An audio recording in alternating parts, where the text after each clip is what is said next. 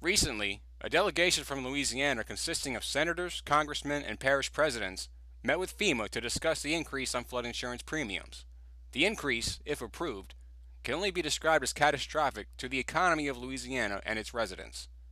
Senator Mary Landrieu explains the importance of the day's meeting. This issue before us is one of the greatest challenges, in my view, that South Louisiana, and the Gulf Coast has faced in a long time. And we have got to find a solution for it very quickly.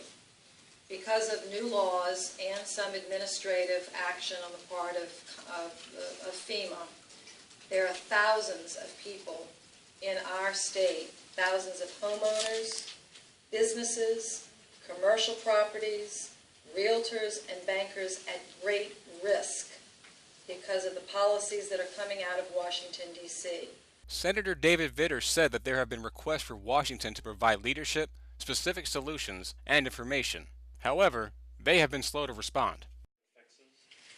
We would like specific recommendations from them, and so far, quite frankly, the administration has been deafeningly silent on that. And we want and invite specific proposals to fix these aspects of Bigot Waters. Congressman Bill Cassidy touched upon issues such as the possible impacts on families and questioned why better alternatives were not being utilized. For some of these families, they don't have the extra income to pay these higher premiums. If these are priced in such a way they can no longer afford, it actually undermines the National Flood Insurance Program. Families will have to do without flood insurance in order to make their other bills. And so there is kind of someone called it a catch-22. We're going to make it actuarially sound on the backs of working class families who can't afford to do it, so therefore we are going to undermine the program by pricing them out of participation. If there is a flood control structure, a mitigation process that decreases risk, then why in the heck is it not being considered? We know that it is not. Dan Miller explains that insurance rates are established by risk and not affordability. One of the things that Congress asked us to do, many in Congress asked us to do, this doesn't speak to the affordability provision, but it does speak to the rates, is to establish rates that reflect the risk. So as we apply the science, the question is what rate really reflects that risk? Parish presidents were able to express their concerns on the effects of the premium increase and the importance of educating the rest of the country. We pulled ourselves up from the hurricanes and from the oil spill.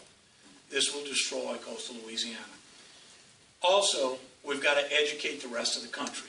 As we heard today, and thank you so much for this trip, other areas of the country want it to be self-sufficient, so do we. They don't know what's coming.